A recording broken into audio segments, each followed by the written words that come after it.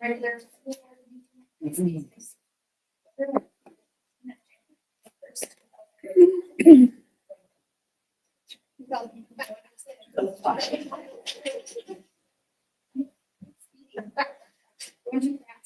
Roll. Jessica Preston. Here. Dale Johnson. Here. Tony Corby. Not here. Bruce Rathwine. Not here. Tina Father. Here. Roxanne Sposa Deach. Here. Joanne Smith. Here. Beth Shimon. Here. Joe Sullivan. Here. Stand to the pledge of allegiance. Pledge allegiance to the flag of the United States of America and to the republic for which it stands, one nation, under God, indivisible, with liberty and justice for all. We have a motion to approve the agenda as presented. So moved by Roberts. I'll second. Second by Dale.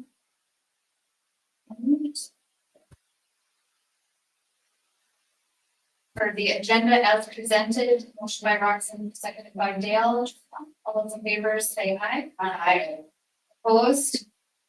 Motion carries.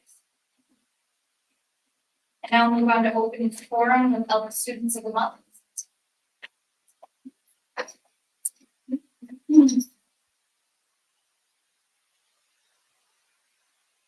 Very happy to introduce Don?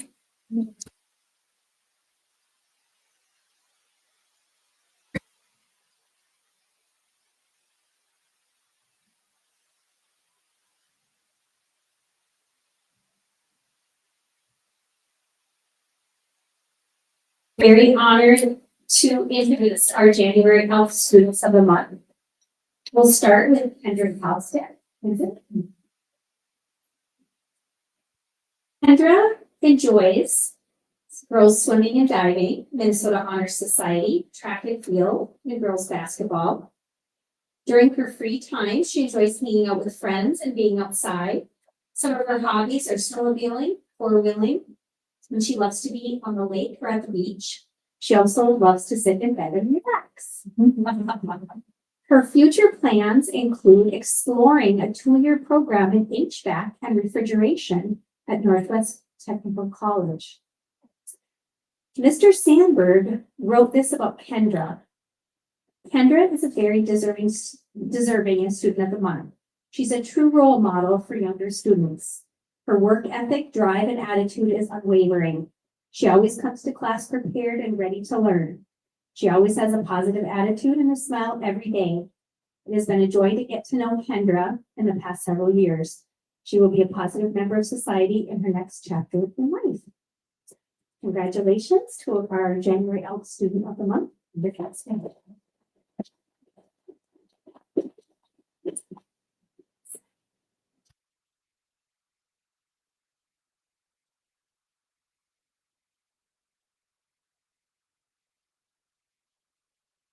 Our next January Elk Student of the Month is Tyler Hedlund. Tyler has participated in varsity golf and also as a student representative on the Minnesota Honor Society. In his free time, he likes to golf with his friends, go fishing with his grandpa and his brother, and spend time with his family and friends. Tyler's plans include attending either UMD or University of Minnesota Crookston in the fall, and at this time his major is undetermined. Mrs. Manassa wrote this about Tyler.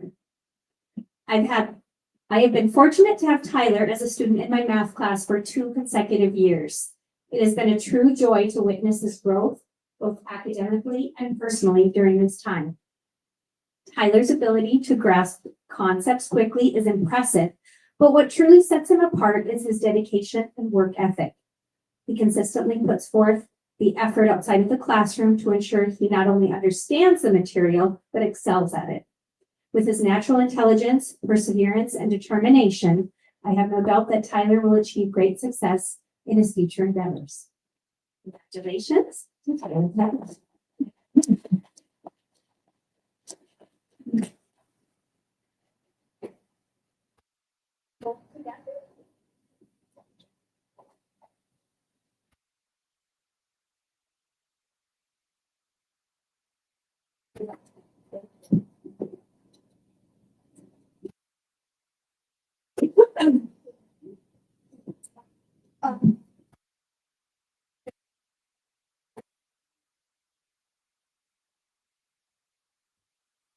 Right, we'll go to committee and administrative reports. No, Sullivan?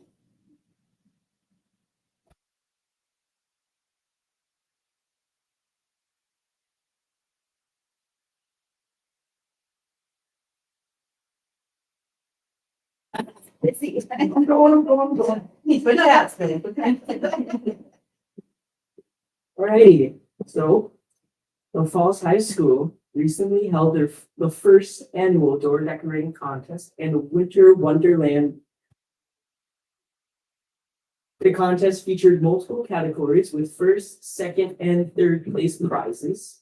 The categories include student favorites, staff picks, and the most educational. For the student favorites, first place was Wishing You the Sweetest Christmas by Mrs. Lyons' class. Second place was Dunkin' Around the Christmas Tree by the Falls Elementary Intervention Team. Third place, A Short Story of a Tall Tale, Elf by Buddy Hobbs by the Falls Elementary office staff. So congratulations to those. For the staff picks, first place was Christmas Magic and Fireside Dreams by Mrs. Cowan's FHS class. Second place, A Taste of Winter by Mrs. Sari's FES classes. Third place was Wishing You the Sweetest Christmas by Mrs. Lyons' class. So congratulations to the staff pick winners. Educational, first place, Deck the Halls with Piecewise Functions by Mrs. Manassa's FHS class. Second place was Reindeer and the Tundra by Mrs. Moss's FES class. Third place was Rudolph by Mrs. Rudolph. Special thanks to all participants for their creativity and effort in making this event a holiday highlight. Prizes include classroom credits for their supplies. As mentioned in my previous update, Crazy Cake Night, a fun, alcohol-free event for students, was a success. Plans are underway for another event this spring to continue fostering a positive and safe environment for student engagement. Student Council is organizing a winter-themed dress-up week from January 27th through the 31st, culminating in a pep fest for 6th through 8th and one for 9th through 10th on January 29th. The themes for each days are as follows. Monday, Cozy PJ Day. Tuesday, Wednesday is Wacky Wednesday. Thursday is Winter Sports Day, and Friday is Classic Bronco Day. We look forward to seeing students showcase their school spirit on that week. Last Friday, motivational speaker Terrence Talley inspired students from 2nd through 12th grade with a powerful message about perseverance and hope.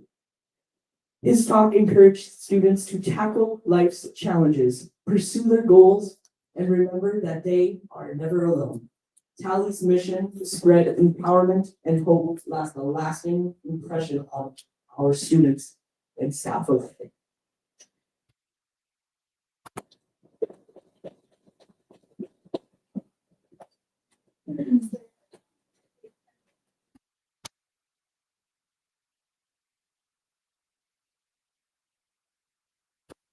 I think for Falls Elementary tonight. Falls Elementary recently had their staff development training on their new writing curriculum, Think SRSD. Preschool will be planning an upcoming open house, likely a coordinated event with the kindergarten roundup. And they will be meeting on Wednesday to discuss plans for that. Falls Elementary conferences will be held at the end of the month. And for their numbers, they are at 439 up one from last week.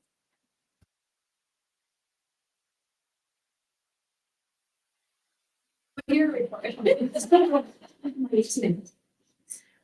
So Falls High School, we held our conferences, right before winter break. Our staff made an effort to personally invite families that they wanted to meet with. And we had a small but a really nice turnout of families. So we'll continue to reach out and communicate, and bring in parents as partners.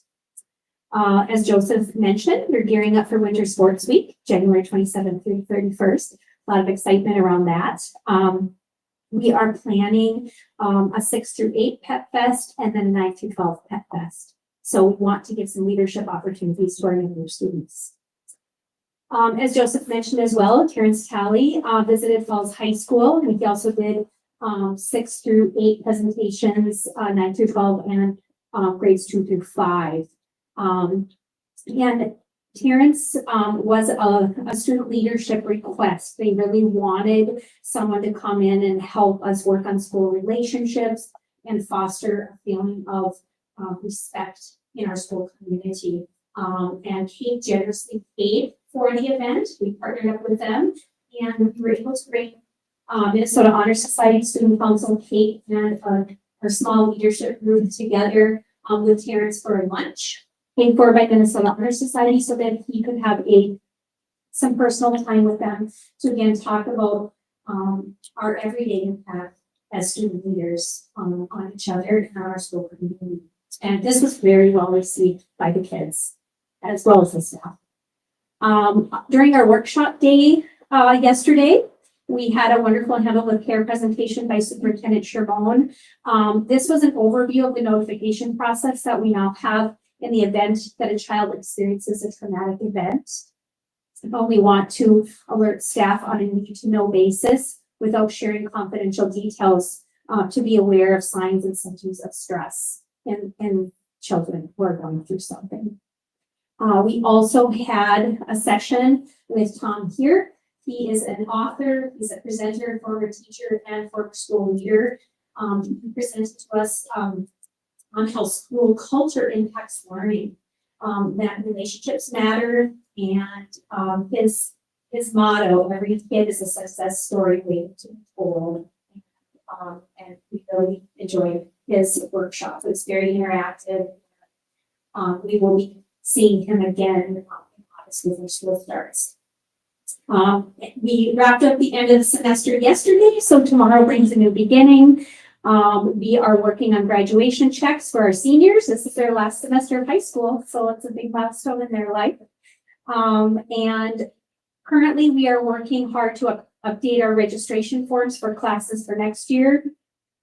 We are working on planning a registration night for our students and families. Still working on that date. Our goal is sometime early to mid-February for that. Just a few things to get in place. But other than that, we are at 508 right now. We are down 1 student at the ALC and 2 at Falls High School.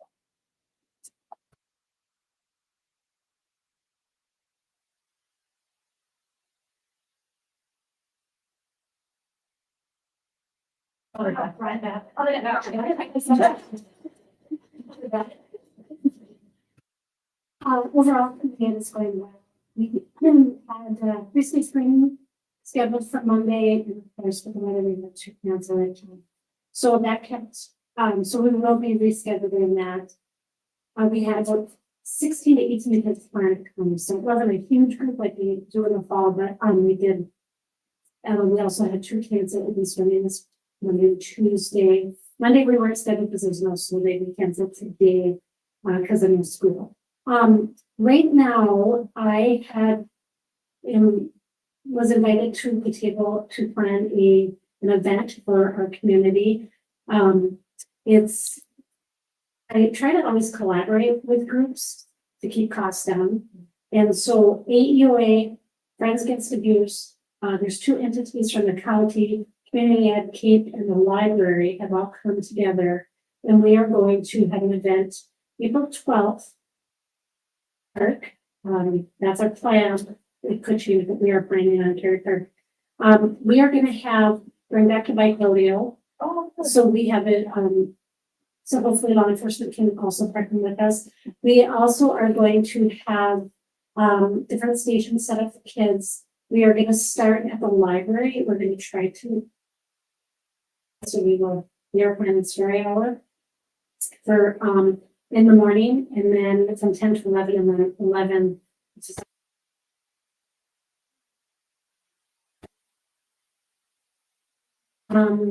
Giving away bike helmets, bike safety, but also it's Child Abuse Prevention Month. So we will also be having information about helping parents, but along with we are also going to be talking about the digital world.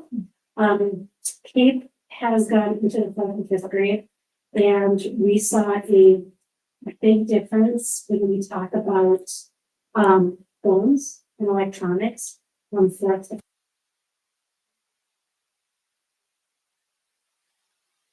kids have phones, and when we talked about guidelines on their phones. So we really want to get that information out to parents. We know in the school setting that it's best if they're off their phones before they go to bed at a certain time and not being on too much and physical activity. So we really got a wide variety, and we're really hoping that this will be a really good event. Any questions? I'm bringing back my program. My kids are in there, yes.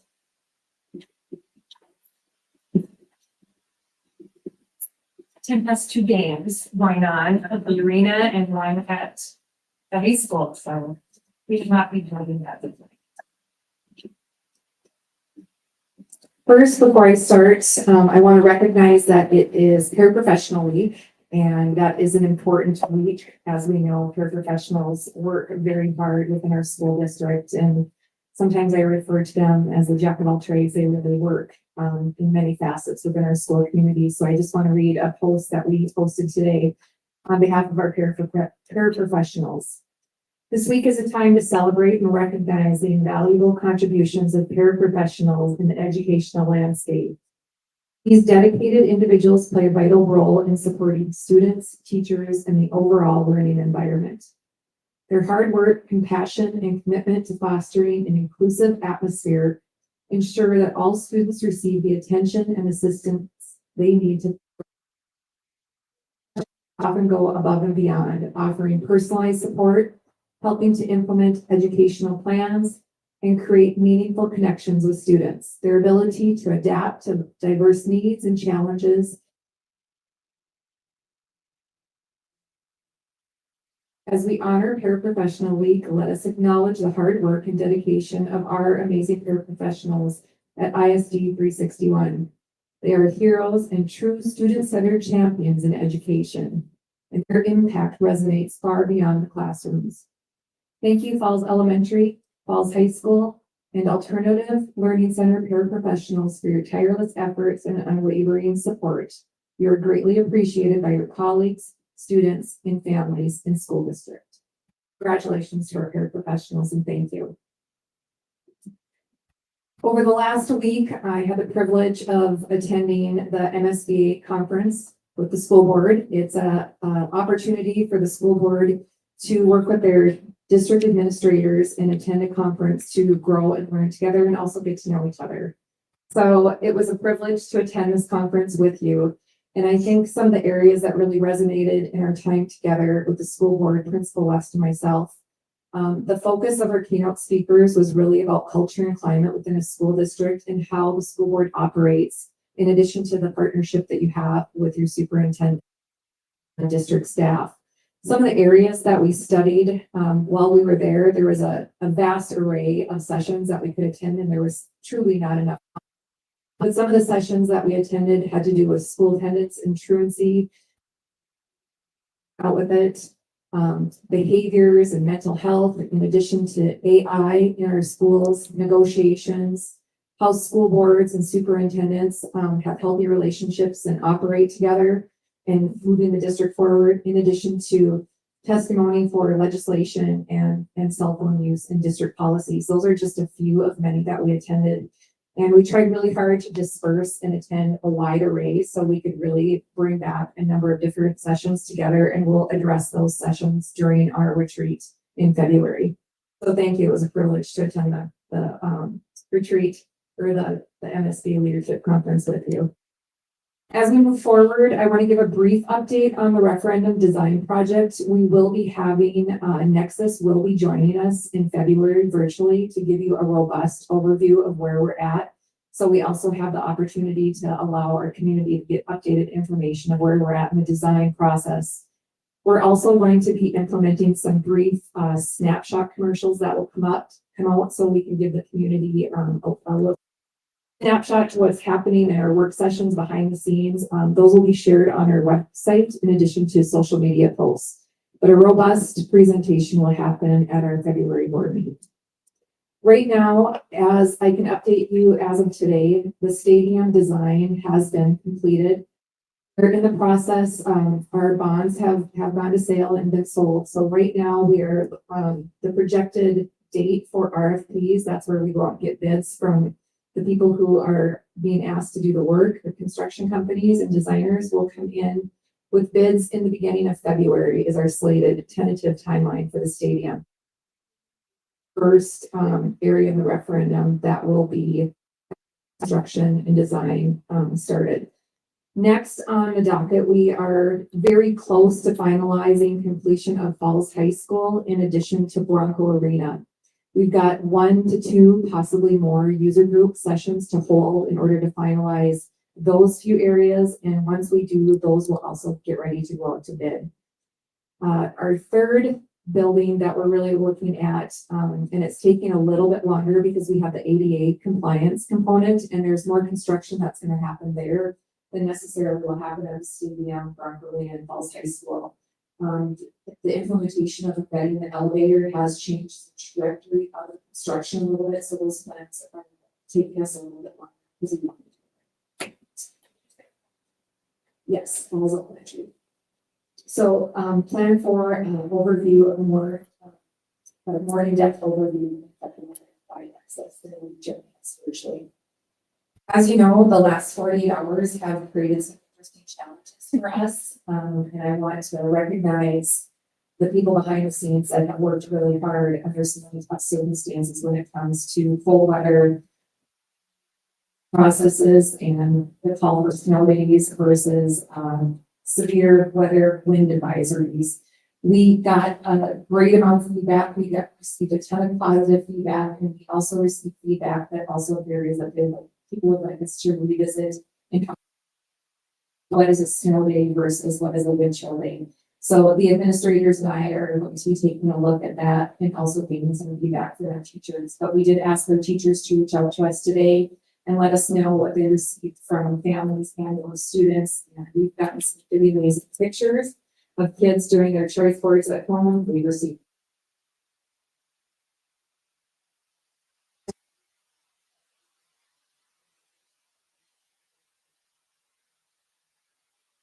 behind the scenes, though, our technology team, Mike and Casey, building administrators, Royal has been instrumental also in helping us bring this to light when it comes to the virtual part. So I just really want to extend some gratitude.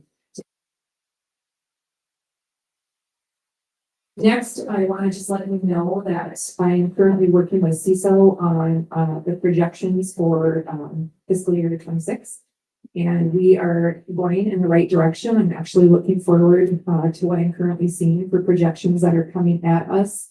We are on a bi-weekly meeting timeline right now to really start looking at where we're going for the future and what staffing in addition to educational models will look like. So one of the areas that I've spent a significant amount of time in is really looking at the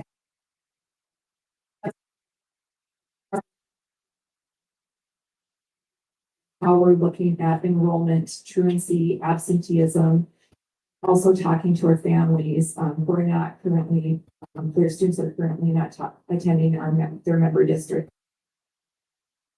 So in those discussions that I've had with some of the families, we've had great discussion about having a blended model where students could maybe take some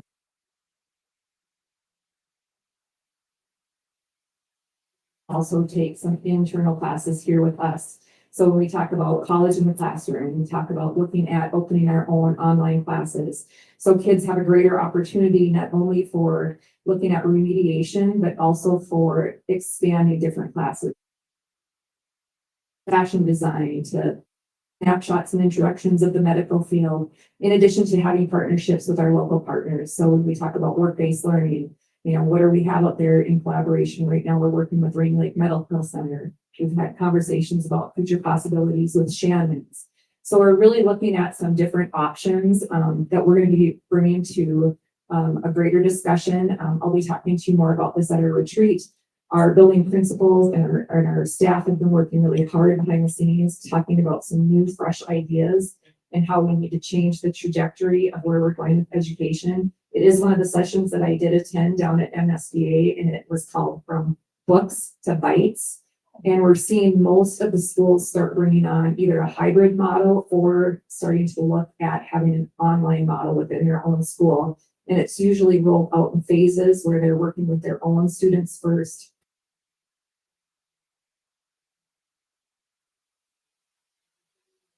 So it's the exploration that we're having in many different areas right now. In addition to those areas, we continue to look at enhancing our MTSS model, and that is multi-tiered systems of support, and that is powered with core instruction. What do our intervention models look like? And then what I would deem as what is the third scoop? What does that heavier scoop look like? And work towards their grade level standards. Falls Elementary is doing this very, very well. And one of the areas of deficit that I see that we need to revisit in allocations and kind of look at our restructuring is what are we doing? That is from, though we're doing some things really well, I think we can do better. And Principal West and our leadership team have had some great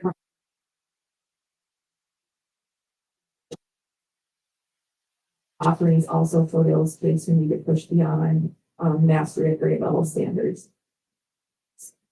In addition to making sure we're tapping in and recognizing the numbers and ensuring that our class sizes are appropriate. Get down to number 5. The last few that I have here is the school safety framework. We have met with our Falls Elementary staff. We've trained them on the allocated, barricade, and lockdown shelter in place areas. We're looking at right now, I have slated for the last week of January, first week of February to really start working with the students. We have invested in the classroom books. So we're introducing this information to the students at not such a level. And it's more of a student-friendly level. So we'll be delivering information to our families on that very soon. We currently had our Dean of Students, Don Rolando, and our SLP, Seth Edisted, community safety training for 2 days. And they came back with some very robust information on if there was ever a critical violent incident or even a community event that needed all emergency responders, what does that community partnership look like from the sheriff's department to the ambulance department to the school district to our medical facilities? And maybe not as severe in how we would handle those and communicate with each other in the district. So we are currently going to be constructing a little bit more robust safety team so we can have a deeper look as we continue to partner with our community organizations. And Lisa touched on this a little bit, but that is where that handle and care partnership comes in. And that is where the county, our law enforcement officers in schools collaborate on if there's a critical violent event in a home or in an organization and a student's been exposed to trauma. Though we're not privy to those details, the communication happens that student that needs to come into our school district. We're really excited in where we're going when it comes to school safety and design and mental health and overall wellness. Last, we have the school board retreat the morning of February 8th. At that time, we currently have plans to revisit our committee restructuring. And we will start calendaring what our committee times will look like and what will happen at those committee meetings. We really need to dive into our handbooks and policies for the next school year. in addition to looking at the landscape for our educational model and what that design will look like. Finally, we will look at 24-25 school review, and then we'll also talk about moving forward, if we're not moving forward with CISO, and looking at what's on the docket for the next year or two when it comes. Guys, I just want to say thank you. I have really enjoyed the first.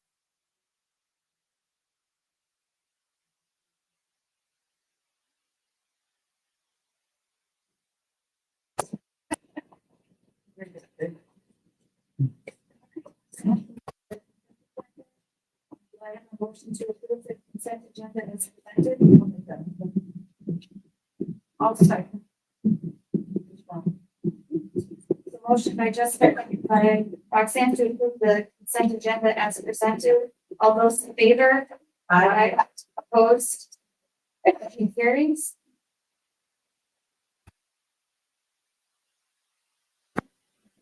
Now we'll go to action items. Structures to create a culture where all are welcome and supported. Resolution of acceptance of gifts and donations. Do I have a motion? How much? One second.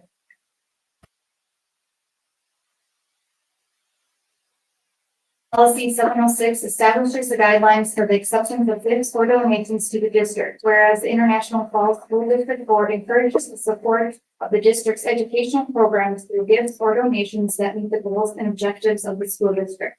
Whereas Minnesota statute 465.03 states the school board may accept a gift, grant, or advice of real or personal property only by the adoption of a resolution approved by 2/3 of its members. Therefore, be it resolved, the school board of International Falls Public Schools, ISD number 361, accepts with appreciation the following gifts, donations, or grants received by the school district. Following Bronco Girls Hockey Boosters for charter buses, $3,690. Box Tops donations, FHS, $25.90. PCA, FES and FHS, 2 pallets of paper. Betty Hendrickson and John Tolsness in memory of Leo Garcia, FHS woodworking class, $100. Arena scoreboard sponsorship, Coca-Cola, $1,000. PCA, $2,000.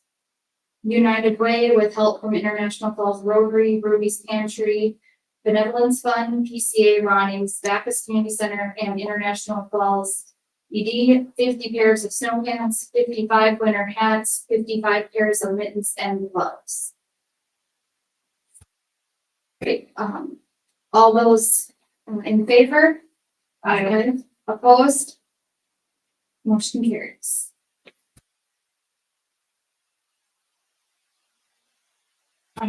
Do we want to talk about the town there real quick, or? We absolutely. You just take a look at the, you have everything got it. Okay. So when we look at the calendar, I think it's just to know, we all know this, but if a school board follows a national holiday, we can particular next day, have 2 of those. One which we did in January, next week for February. Anything else? Okay. Is there a motion to adjourn? Second? Second. All those in favor? Aye. Opposed? Motion carries and meeting is adjourned.